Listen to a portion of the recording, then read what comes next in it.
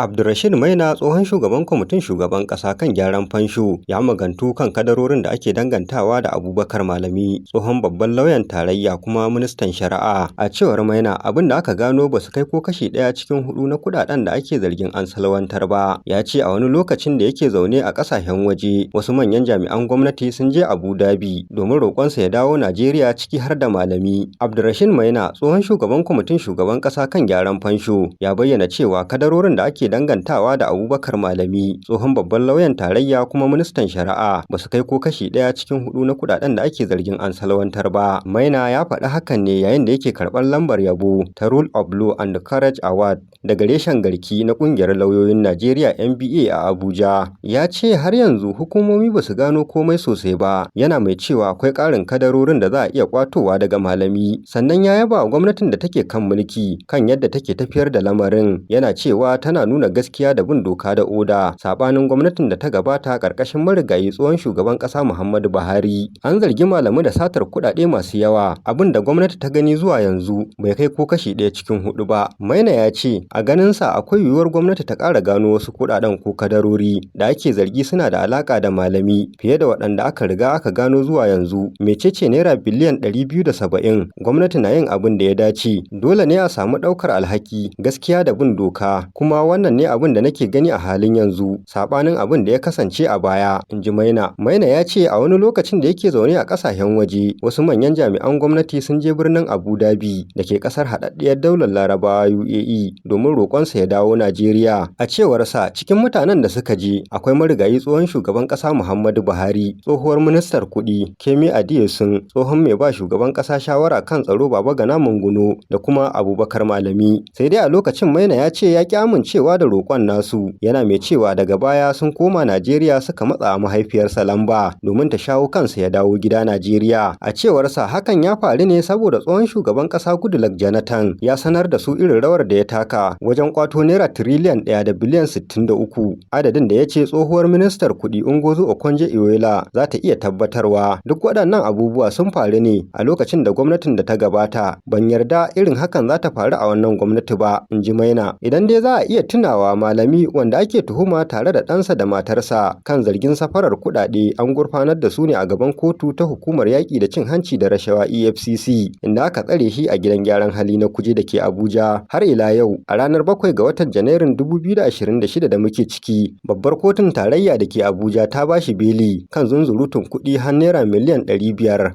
Abbas Yakubu Yaura, Dimokuraɗiyya TV.